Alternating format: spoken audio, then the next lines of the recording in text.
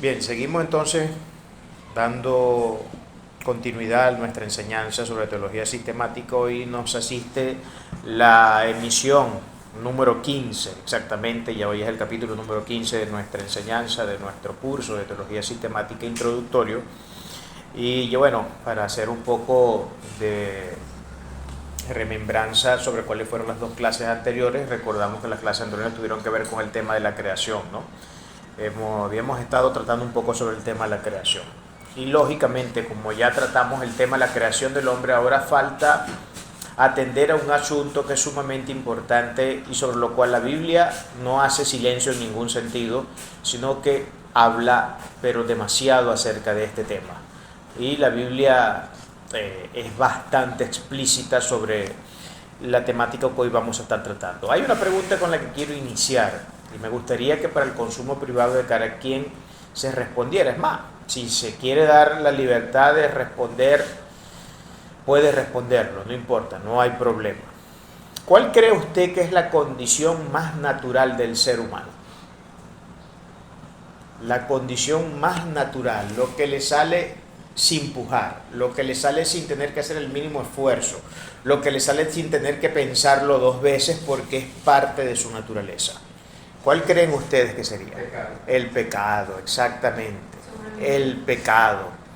El pecado es la condición más natural del ser humano. El pecado, todos nosotros sabemos cuántos serios problemas tenemos nosotros con el tema del pecado, con el tema de la injusticia, de la iniquidad, de la impiedad, de todos estos temas que, bueno, como lo acabo de decir ahorita en las primeras palabras que inicié, es algo que la palabra expresa de manera muy explícita y contundente y categórica desde la primera página de ellas hasta la última página por allá en el capítulo 22 del libro de Apocalipsis, ¿no? Está claro el hecho de que el ser humano es un ser que tiene serios problemas, ¿no?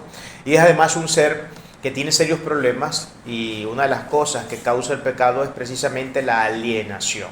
Vamos a hablar un poquito sobre la alienación del ser humano. ¿Qué significa esta palabra? ¿Qué cosa significa que nosotros estemos alienados de ciertas circunstancias, de ciertas situaciones? En este caso en particular, ya que estamos hablando del pecado, estaríamos diciendo entonces que estamos alienados de Dios principalmente. ¿Qué cosa significa esto? Una alienación tiene que ver con el hecho de estar desconectado de una realidad en particular. Es como que usted de repente, por poner un ejemplo, no sé, esté aprovechando que estábamos hablando ahorita el tema del deporte del béisbol, es como que usted sea parte de un equipo de béisbol, pero no se sienta parte de él internamente, no sienta como que pertenece al grupo. O como cuando usted está en cualquier grupo, pero no se siente estar conectado con ese grupo. De repente, no sé, en la sección o en el aula de clase en la que usted está, en el trabajo donde hace vida laboral, no sé, como que no logra terminar de integrarse, como que hay algo que falta, como que no se siente, aunque está con ellos, no se siente que es parte de ese grupo. Eso es alienación. Es cuando estamos completamente desconectados de la realidad, aunque permanecemos o pertenecemos a ella, pero nos sentimos completamente desconectados, como que no logramos hacer ese punto de contacto que nos haga sentir que ciertamente somos parte de ese organismo, de esa institución, de ese trabajo, de esa universidad, de esa aula de clase, etc. El ser humano tiene serios problemas con este tema y precisamente lo que el pecado ha producido es alienación. Vamos a hablar sobre diferentes aspectos donde esa alienación nosotros podemos ver que se produce dentro del ser humano. La convulsión cósmica causada como resultado del pecado humano se puede resumir en el concepto de alienación o alejamiento. Ambas palabras son importantes para la comprensión bíblica de la salvación, porque la salvación se articula en las escrituras en términos de reconciliación. Ustedes saben que todos nosotros tenemos eso como principal ministerio, ¿no? El ministerio de la reconciliación. Buscar que las personas que precisamente se encuentran en este estado de alienación se conecten nuevamente con Dios, puesto que han perdido por razón del pecado ese contacto con el ser divino. Por lo que entonces la reconciliación será necesaria solo cuando existe la alienación o el alejamiento. Lógicamente, los primeros capítulos del Antiguo Testamento describen las raíces de esta alienación. Vamos a hablar entonces de cuáles son esos aspectos en esas fases o en esas categorías donde nosotros estamos alienados, las diferentes formas en cómo nos hemos alienado por razón del pecado. Por ejemplo, lo primero que podemos decir es que se nos muestra que hay un alejamiento entre el ser humano y la naturaleza después de la caída. Repito, se nos muestra que hay alejamiento entre el ser humano y la naturaleza después de la caída. Para eso tenemos un texto muy famoso de Pablo en el capítulo 8, versículo 22 del libro de Romanos, de la palabra declara que porque sabemos que toda la creación gime a una y aún está con dolores de parto hasta ahora. La creación gime y aún está en dolores de parto hasta ahora. Cualquiera pudiera creer la idea de que el tema del pecado es algo que solamente afectó al hombre, pero no, como acabamos de ver en el texto que Pablo expresa en el capítulo 8 de Romanos, el pecado no es algo que solamente ha afectado a la raza humana, no solamente afectó a la raza humana, afectó toda la creación, de hecho la misma creación se nos resiste. Por ejemplo, el trabajo, cuando estamos trabajando, la naturaleza se nos resiste. Nosotros podemos ver cómo hay serios problemas y tenemos que afrontar serios problemas muchas veces con la naturaleza. ¿Por qué cree usted que existen tsunamis? ¿Por qué cree usted que existen estos desequilibrios dentro del sistema que Dios creó? ¿Será que es que Dios creó las cosas tan imperfectas y con tanto grado de error que por eso tenemos problemas con terremotos, con tsunamis, con meteoritos y con todo este tipo de fenómenos naturales que sabemos que históricamente han ocurrido y que en muchos casos han cobrado la vida de muchos seres humanos? Por ejemplo, cuando hay la erupción de un volcán, eso es algo que suele sentir mucho la tierra, que suele sentir mucho y crear mucha muerte en la población cercana.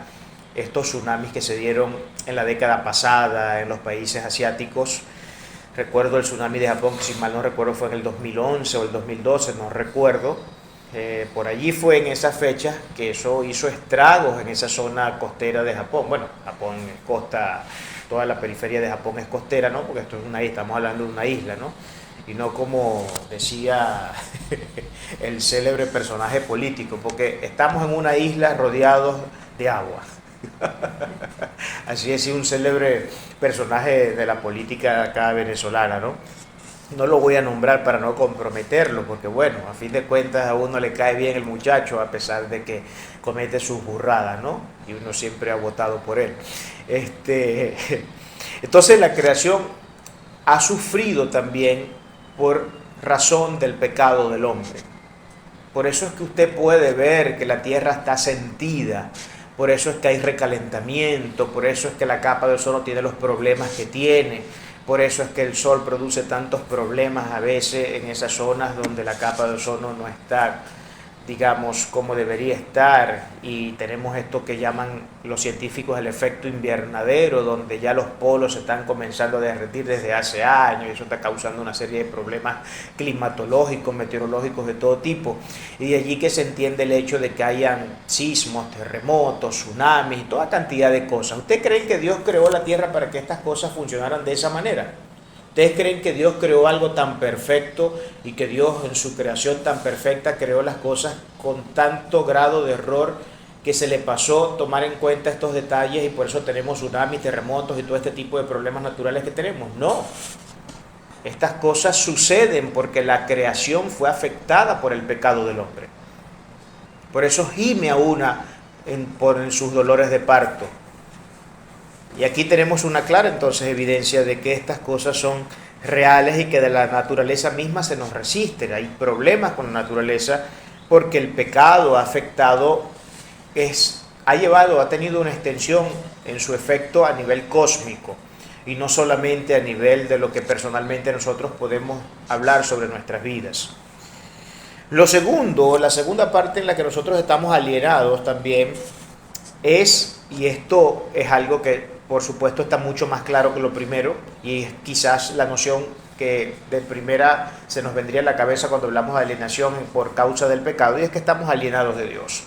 Todos nosotros sabemos que estamos separados de Dios por naturaleza, que en el mismo momento en que nacemos venimos con la impronta del pecado, porque eso se fue imputando, el pecado original se fue imputando de generación en generación, hasta el punto que no ha habido un solo ser humano que haya nacido sobre la faz de la tierra que no haya tenido que lidiar con los efectos del pecado original. Todos nosotros tenemos ese efecto, todos nosotros tenemos ese gran problema en nosotros, y esto hace que estemos todos separados de Dios. Por eso dice Pablo en el mismo libro de Romanos, capítulo 3, si mal no recuerdo, por cuanto todos pecaron están destituidos de la gloria de Dios. Todos, absolutamente todos hemos pecado. ¿Y cuál es la consecuencia de eso? El mismo texto lo está explicando. La razón y la consecuencia, el efecto de esto es que estamos destituidos de la gloria de Dios. ¿Por qué? Porque todos hemos pecado. Eso es lo que la palabra enseña. Por cuanto todos pecados están destituidos de la gloria de Dios. Y el tema del pecado es un tema con el que todos los seres humanos hemos tenido que lidiar en nuestra vida. No existe un ser humano. Yo sé que hay por ahí personas, y de vez en cuando a uno le toca enfrentarse a algunas de ellas, que dicen que ellos no han cometido pecado, que no son seres pecaminosos. Porque claro, cuando las nociones de pecado que muchas personas tienen en la cabeza es, por ejemplo, que no sean unos asesinos. Parece ser que solamente este tipo de pecados, que suelen ser muy fáciles de evidenciar y que son sumamente condenables y que para ellos sale incluso juicio, hay todo un código penal prescrito en la jurisdicción de cada país, como que hay personas que piensan, que creen que esos son los únicos pecados, ¿no? O sea, asesiné, bueno, tendré que pasar por un tribunal, tendré que ser juzgado por un juez, tendré que ser objeto de una sentencia final porque he asesinado a una persona. Entonces, mucha gente cree que pecar es hacer ese tipo de cosas muy escandalosas, pero no ven, por ejemplo, como pecado la mentira. Y todo el mundo miente, en todo momento están mintiendo la gente, en todo lugar, en todo tiempo, a veces para salirse de ciertas situaciones que le conviene la mentirita blanca, porque parece ser que si dice la verdad en ese momento no le va a beneficiar mucho la cuestión, entonces mejor como que digo una mentirita, pero una mentirita blanca, ¿no? A fin de cuentas no es una gran cosa. Bueno, tenemos que saber todos nosotros que Dios condena rotunda y categóricamente el pecado de la mentira.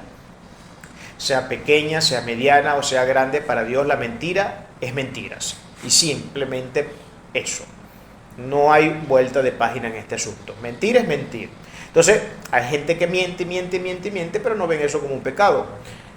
Porque es que esto es algo tan natural y tan normativo en el ser humano, algo que ponemos en práctica tan a diario, que no lo vemos como un problema, sino que lo vemos más bien como una especie de mecanismo de defensa, que de hecho incluso es necesario tener que sacar esa carta de vez en cuando para poder salir de ciertas situaciones complicadas, para poder evitar ciertos tipos de problemas. Entonces, como logran ver algún tipo de beneficio cuando se utiliza la mentira como un objeto para el engaño, entonces, bueno, la mentira no es mala. A fin de cuentas, caramba, pude salirme con las mías metiendo esta mentirita y bueno, la gente se la creyó y me pude evitar meterme en un gran problema. Pero estas cosas existen. Hay mucha gente que piensa que no tiene pecado puesto que no han asesinado, de repente porque no han sido adúlteros, pero omiten estos aspectos fundamentales de la ley, donde la mentira también es considerada pecado. ¿Y qué sería del mundo si en el Código Penal de todas las constituciones del mundo, de todas las legislaciones del mundo, la mentira fuera algo que se penara con tanta dureza como se pena, por ejemplo, el asesinato? Imagínense que la mentira fuera un tipo de delito o fuera ese tipo de pecados que se considera un delito fuerte, fortísimo, al punto que saldría cárcel para todo aquel que mete una mentira. Bueno, imagínense, estaríamos todos presos, ¿no? Creo que no hubiera un solo ser en este mundo que fuera libre, porque todos hemos metido una mentira alguna vez en la vida. Todos. De repente ahorita como cristianos tenemos mucho más reparo para hacerlo, pero incluso como cristianos lo hacemos. Y ni se diga ya cuando no lo éramos, ¿no? Eso era a diestra y siniestra, ¿no? Esto es que hay gente que no mete mentiras, hay gente que no le gusta decir mentiras. Yo sé que hay mucha gente que se jacta y se llena mucho la boca de decir este tipo de cosas, pero eso es falso. No existe un solo ser humano en este planeta que no haya mentido. Entonces, estamos alienados de Dios. ¿Qué quiere decir esto? Que estamos desconectados de Dios, estamos separados de Dios. ¿Por qué? Por lo que dijo Romanos, por lo que dijo Pablo en Romanos, porque todos hemos pecado y por eso estamos destituidos de la gloria de Dios. El Todopoderoso no tiene ningún tipo de vínculo, no tiene ningún tipo de relación, y en ese sentido Dios está alienado de eso con el pecado, con la injusticia, con la impiedad, con la iniquidad. Dios no tiene ningún tipo de conexión con este tipo de cosas, por eso que podemos hablar de una alienación de Dios hacia este tipo de aspectos de la vida, ¿no? Porque la luz no tiene nada que ver con las tinieblas. Y lógicamente el ser humano, al ser un ser caído, un ser que está lleno de pecados, un ser que está lleno de todo tipo de injusticias, de maldades y otro tipo de malignidades, estamos separados de la presencia de Dios, estamos separados de la gloria de Dios. Entonces el ser humano por naturaleza es un ser que nace separado de Dios, por eso se habla del concepto reconciliación. ¿Por qué reconciliación? ¿Ustedes alguna vez se han hecho la pregunta por qué se habla de ese concepto en la Biblia, de reconciliación? ¿Por qué debemos nosotros ser reconciliados con Dios? Además, ¿cuál es la necesidad de eso? Pero es que tiene sentido siquiera que yo tenga que reconciliarme con Dios, pero si es que yo nunca estuve conciliado con Él. Fíjese, estas son preguntas importantes que uno tiene que hacerse. ¿Cómo yo puedo hablar del concepto de reconciliación, puesto que yo nunca he estado conciliado y desde que nací soy un sinvergüenza? Y nunca he tenido a Dios en mi mente ni presente como algo importante, como aquel a quien le entrego cuentas, de quien dependo, con quien pretendo tener siempre una conexión. Claro, si lo vemos desde ese punto de vista, entendemos que el sentido del concepto reconciliación no tiene precisamente, y valga la redundancia, mucho sentido. Pero cuando nosotros apuntamos hacia el pasado y nos retrotraemos a la historia de Adán y Eva sí tuvieron un momento de perfecta coinonía con el Padre Celestial. Ellos tuvieron un perfecto momento de conexión con el Dios Todopoderoso. Antes de la caída ellos estaban en plenitud de conexión con el Dios Todopoderoso. Cuando ellos caen, antes de la caída estaban en un estado de conciliación con Dios, ¿verdad que sí? Estaban en un estado de conciliación, estaban conectados siempre con Dios. Eran santos, eran puros, hacían las cosas que Dios les decía que hicieran, etc. Pero una vez que caen, esa conciliación que tenían con Dios, esa conexión que tenían con Dios, se desaparece. Y entonces es donde viene a cobrar efecto la palabra alienación.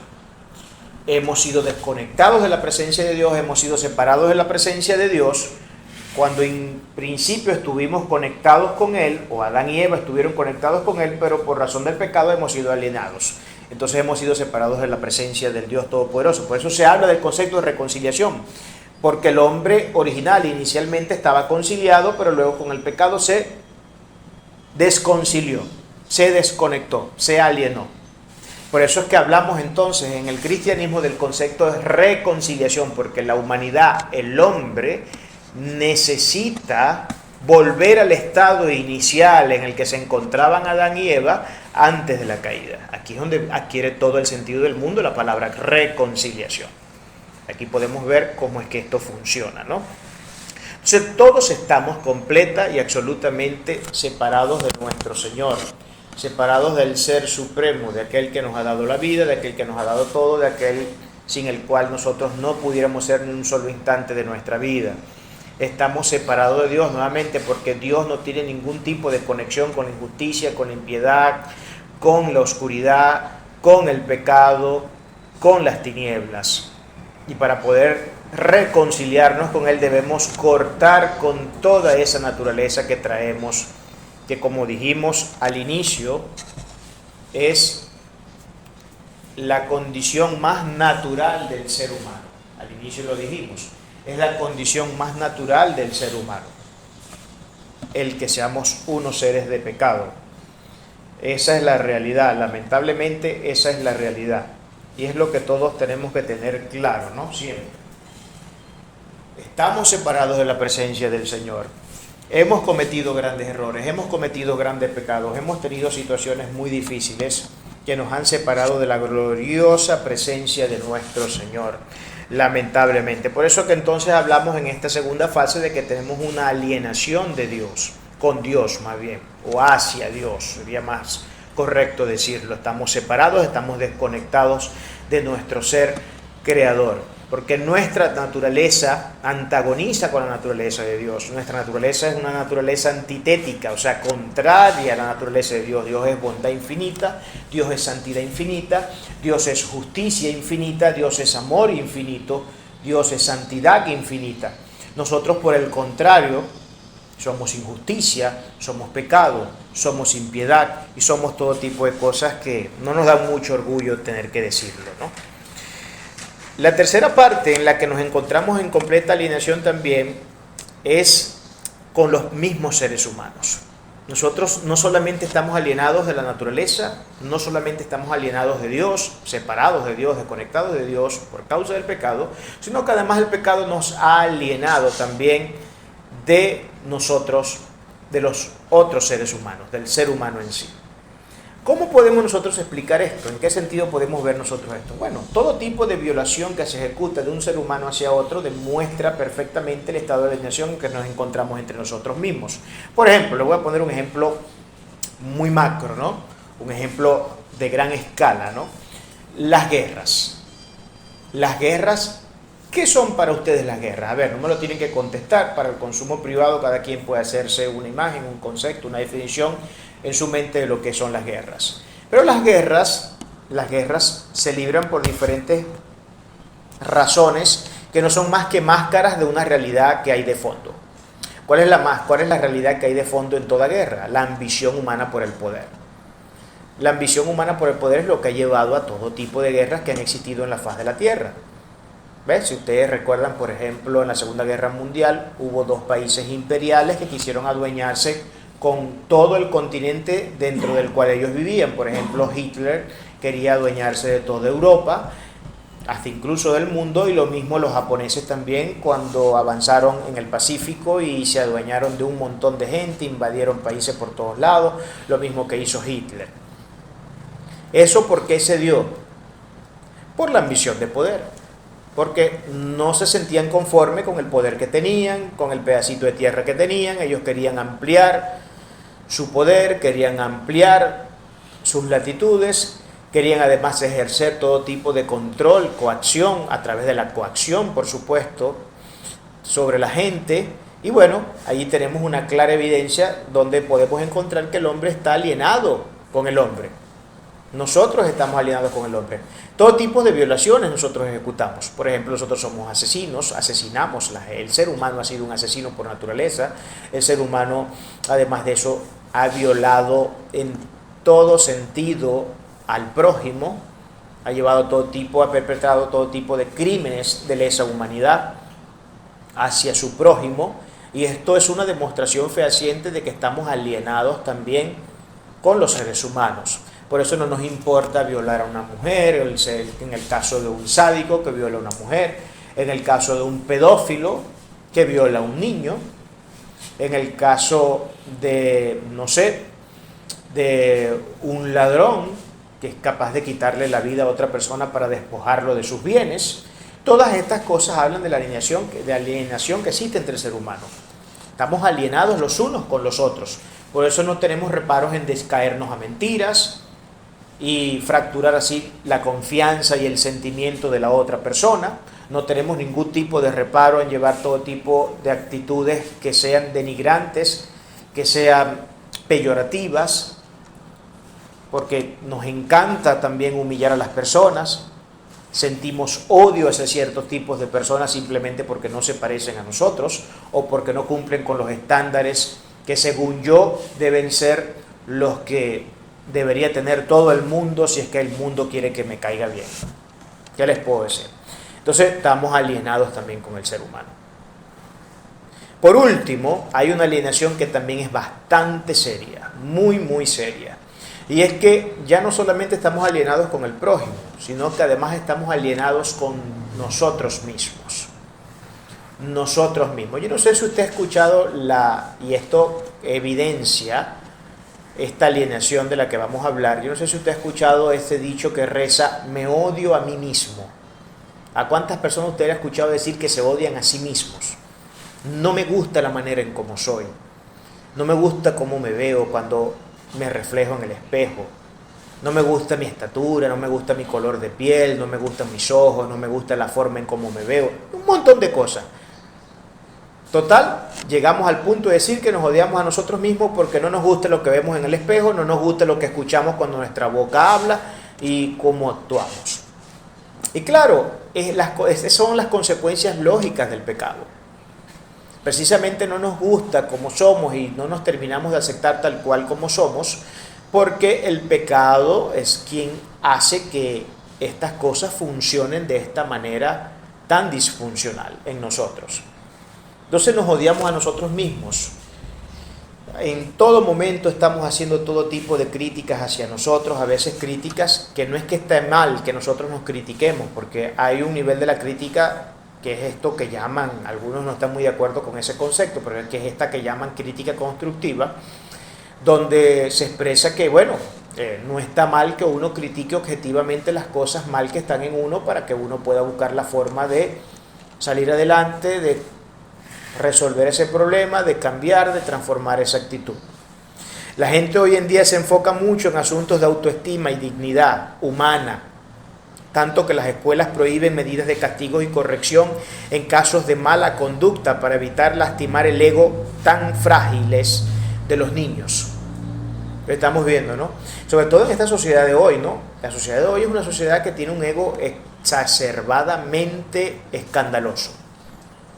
Demasiado grande es el ego. Tan grande es el ego que tenemos estas ideologías de turno como la ideología woke, quienes suscriben una cantidad de estupideces que son no más que un insulto al mero sentido común y a la inteligencia del ser humano, y han llevado esto a niveles tan escandalosamente hondos que incluso ya leyes se están prescribiendo en países donde si uno, por ejemplo, a una persona que no se considera él, sino ella, aunque es él, naturalmente, le sale sanción por la ley. Hasta ese nivel hemos llegado. O sea, ¿cómo es que tú vas a ser capaz de atropellar mi ego? Si yo me siento ella y no él, aunque ustedes me vean como un él, entonces tienen que respetarme y tienen que aceptar que yo soy ella y no soy él. Entonces hay que estar todo el tiempo golpe y cuida, porque ya uno no sabe ni cómo acercarse ni con qué palabra hablarle a la gente para que no se sienta ofendida. Estamos viendo. Este es el problema que tenemos. Así funcionan estas cosas. Entonces fíjense, hay escuelas que ya incluso están evitando todo tipo de castigo y corrección a los niños porque según corregirlos o castigarlos, los trauma. Cuando psicológicamente está demostrado todo lo contrario. Es más, la misma palabra de Dios enseña que uno tiene que darle su palito al niño. Que al niño se corrige con la vara. La misma palabra del Señor. Yo he tenido momentos con personas que de momento me han visto que yo le he dado un regaño a mi sobrinita o a mi hija y me han criticado porque cómo es posible que yo la regañe o que le amenace con darle una nalgada, porque eso está mal. Eso está mal hacerlo. A lo que yo he tenido que responder, bueno, eso estará mal para ti, pero lo que Dios dice es que justamente eso es lo que hay que hacer. Porque si usted quiere que se levante un niño sin vergüenza, un niño que haga lo que le dé la gana, irrespetuoso y que se convierta en un delincuente, bueno, no lo corrija en nada, nunca le ponga un cuerito encima y entonces verá cuáles serán las consecuencias de eso a la postre. Pero tenemos todo un cúmulo de leyes gobernando en instituciones para evitar que los niños siquiera se les pique el ojo, porque no vaya a ser que la picada de ojo les caiga mal y se pongan a llorar. Entonces lo llevan a usted ante un tribunal. Hasta ese nivel de ridiculez hemos llegado en la sociedad actual. Porque estamos en un mundo que está de cabeza, hermano. Esto es algo que no nos debe extrañar a ninguno de nosotros. Estamos en un mundo literalmente que está de cabeza. Entonces hoy se asisten más en los consultorios de psiquiatría y de psicología a la gente no por problemas reales, sino porque les han tocado el ego y no les gusta que les toquen en el ego. No les gusta que le toquen el ego. Esto es patológico en la sociedad de turno, lamentablemente. Habiendo dicho todo esto, creo que es importante que lleguemos entonces al punto de preguntarnos, ¿qué cosa es el pecado? Porque en Romanos 3:23 dice que por cuanto todos hemos pecado, estamos destituidos de la gloria de Dios. ¿Cuál es la palabra griega que en este texto podemos ver que habla de la palabra pecado? Esto que estamos nosotros desarrollando hoy es un tema amartológico, de amartología. ¿Okay? La amartología es la doctrina del pecado.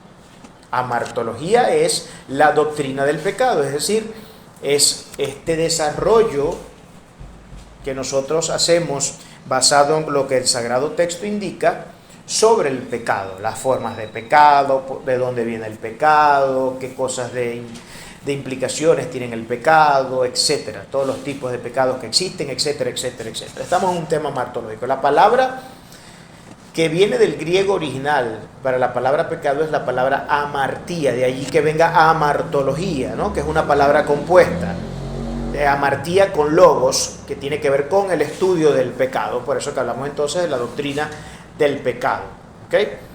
Eso es lo que es el pecado. Por ejemplo, esta palabra amartía, la imagen que imprime desde la cultura hebraica, porque eso era lo que ellos concebían, es el arte del tiro, del uso del arco al blanco y errar ese blanco. Eso es lo que ellos consideran y definen como pecado. Pero eso es un concepto demasiado simplista, ¿no? Porque eso puede ser un error menor, cualquiera puede errar el blanco por un error menor. Por ejemplo, el Catecismo de Westminster, en la pregunta 14, define el pecado de la siguiente forma: el pecado es la falta de conformidad con la ley de Dios o la transgresión de ella. La transgresión de ella. Repito, según el Catecismo de Westminster, en la pregunta 14, el pecado es la falta de conformidad con la ley de Dios o la transgresión de ella. Eso es pecado. Entonces, ¿qué es pecado? Pecado es transgredir la ley de Dios, violentar la ley de Dios, incumplir la ley de Dios, incluso tergiversar la ley de Dios a mi conveniencia, porque me conviene creer que esta ley está diciendo esto, aunque no es eso lo que está diciendo en realidad, por conveniencias personales. Entonces, así de sencillo nosotros podemos definir lo que significa el concepto pecado: transgredir la ley de Dios. Cada vez que usted hace caso omiso a un mandamiento, está pecando. Es decir, cada vez que usted es un mentiroso, porque la ley dice que no debemos mentir, está pecando. Cada vez que nosotros estamos codiciando la mujer del prójimo, estamos pecando también. Estamos pecando. Que claro, y eso tendría que ver un poco más con el tema del espíritu y la ley. Usted sabe que hay una distinción que se hace a nivel teológico entre lo que es la violación de la letra y la violación del espíritu de la letra. Yo no sé si yo les había hablado la semana pasada, no recuerdo muy bien, pero hay una gran diferencia en esto, ¿no? Entre la violación de la letra y la violación del espíritu de la letra. Entonces nosotros podemos ver esto claramente en las explicaciones de Cristo y en las exégesis que Cristo hacía de la ley. Cristo, por ejemplo, dijo: no es que solamente se considera adulterio el que tú vayas al acto físico de acostarte con la persona. Es que adulterio también es que aunque no consumes un acto físico, tú te lo metas en el corazón y en la mente y te hagas toda una película con esa persona. Eso es quebrantar ya no la letra solamente, sino el espíritu de la letra. Entonces, quebrantar la letra es lo que literalmente dice. Quebrantar la letra es que yo agarre y me acueste literalmente con la persona, siendo yo una persona casada. Quebranté la letra, quebranté la ley. Pero a lo mejor yo no llego a ese punto. Y hay quienes nunca llegan a ese punto, pero sí se hacen la película pornográfica en la cabeza. Eso nos hace ser unos quebrantadores igualmente de la ley. Y en ese caso estaríamos quebrantando el espíritu de la ley. Entonces podremos ver cómo Cristo está todo el tiempo haciendo este tipo de aplicaciones de cara a la Torá, de cara a los mandamientos, porque Él lleva el asunto mucho más allá de lo que literalmente Israel había entendido históricamente. Él lo lleva mucho más allá. Por ejemplo, Cristo considera un crimen tan horrible y tan grave como el homicidio el odiar a una persona. De tal suerte que cuando uno odia a una persona, eso para Cristo cuenta como un homicidio. Entonces ahí estamos también quebrantando el espíritu de la ley. Creo que son distinciones, son discriminaciones importantes que sería bien tener en claro para que no nos confundamos, ¿no? Porque yo sé que estos temas pueden traer cierto tipo de confusión o simplemente hay gente que no maneja este tipo de información y lógicamente se privan de poder tener una vida un poco más clara de cara al asunto de nuestra fe. Por último, vamos a hablar del privatio y del negatio. ¿Qué cosas significan estas palabras, no? Los filósofos y teólogos han usado dos palabras en latín para definir la naturaleza del mal. Privatio, de donde viene nuestra palabra privación, y negatio, de donde viene la palabra negación. Por medio de estos términos, el pecado se define principalmente en categorías negativas. ¿Qué es lo que quiere decir entonces esto? Por ejemplo, cuando hablamos del privatio, ¿qué es el privatio dentro de la naturaleza del pecado? El privatio es la privación que nosotros tenemos hacia, por ejemplo, lo santo, lo justo, lo equitativo. Esa es la privación, porque el pecado produce privación ¿de qué? De las cosas buenas. Produce privación de las cosas buenas. Eso es lo que el pecado produce. Privación, repito, de las cosas buenas. Por eso es que hablamos que esto es parte de la naturaleza del pecado. Nosotros estamos privados de la justicia, estamos privados de la equidad, estamos privados de la santidad, estamos privados de todo tipo de benignidades que pertenecen a los atributos propios de Dios cuando estamos en esta naturaleza pecaminosa y no estamos viviendo una vida para Cristo. A eso nos referimos entonces cuando hablamos de privatio, de privación. Cuando hablamos de negatio o negación, estamos hablando de que el pecado o la maldad se define en el contexto de conocer el bien. Yo no puedo definir el concepto maldad si el trasfondo epistemológico para la definición de tal término no es el bien mismo. Yo no puedo decir que algo es malo si no conozco lo que es bueno. No sé si me estoy dando a entender. ¿Cómo puedo conocer yo lo que es malo si no es en el contexto de saber lo que es bueno? Y tampoco puedo conocer lo que es bueno sino en el contexto de saber lo que es malo. Pero en este caso, en particular, el negatio tiene que ver que lo malo se define como la negación de lo bueno. Es decir, la injusticia, por ejemplo, la injusticia elípticamente concebida nos habla de que es el acto de no ser ¿qué? Justos. Entonces ahí estamos viendo cómo en negación, en negatio, estamos definiendo la maldad. ¿En qué contexto? En el contexto de conocer la bondad. Entonces yo sé que la injusticia es mala porque lo que es bueno es la justicia. ¿Ok? Entonces, así podemos nosotros comenzar a llevar conceptos tras conceptos, realidades sobre tras realidades y podemos ir viendo cómo hay toda una serie de cuestiones que podemos definir. Por ejemplo, se ha dicho que el mal es la ausencia del bien, ¿verdad que sí? Como se ha dicho también, y estoy seguro que ustedes también lo han escuchado mucho, que la oscuridad es simplemente la ausencia de luz. Sí lo han escuchado, ¿verdad? La oscuridad es ausencia de luz. Esto es exactamente lo que negatio pretende explicar. La injusticia es la ausencia ¿de qué? De justicia.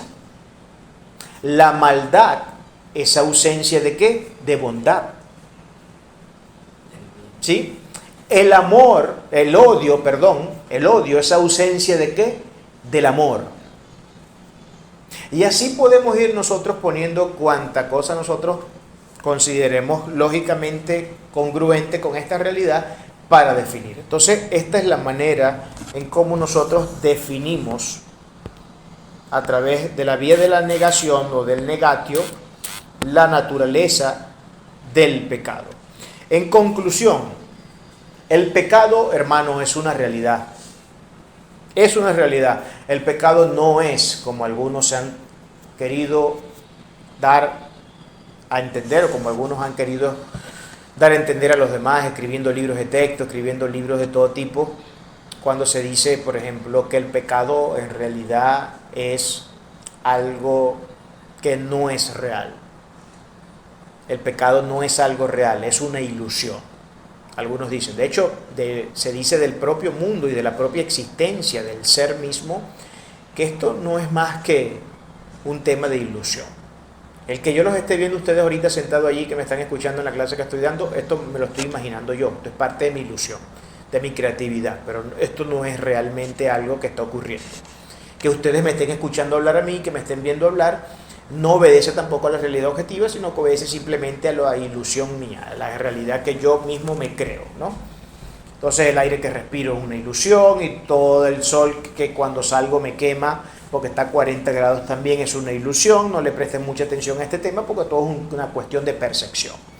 Pero el pecado, dice la palabra del Señor, que es un tema real y serio.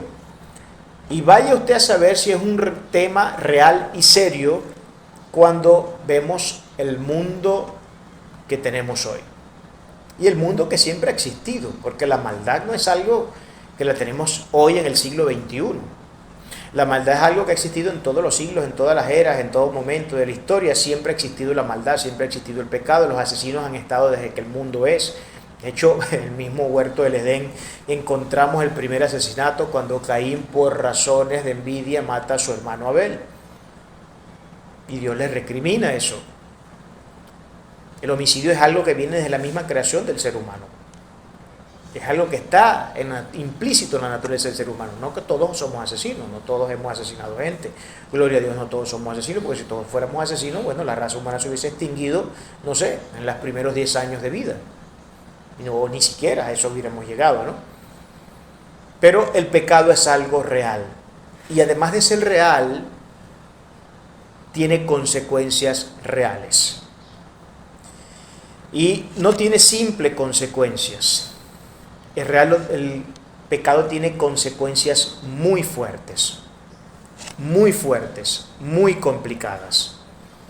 Hay situaciones muy fuertes y muy complicadas de cara al pecado. Hay todo tipo de implicaciones y, como siempre les he dicho, el pecado es algo que es extensivo en su efecto. ¿A qué me refiero con esto? Que el pecado no solamente afecta a quien lo hace, a quien lo pare, sino que afecta también a la gente que está a tu alrededor. ¿Cuántas personas, hágase usted ahorita mismo la mente y comience a retrotraerse en el tiempo y a recordar cuántas de las malas decisiones que usted ha tomado en la vida han afectado a sus seres queridos, a los que tiene cerca? ¿Cuántas de nuestras malas decisiones? Lo que quiere decir que el pecado no solamente afecta al que lo hace, sino que afecta también al que está a su lado. Afecta a las personas más cercanas. Y este es uno de los grandes problemas que tenemos con el pecado. Entonces el pecado no es una ilusión, es algo tan real como el mismo hecho de que existimos, de que vivimos y de que existe un Dios todopoderoso. Gloria al Señor.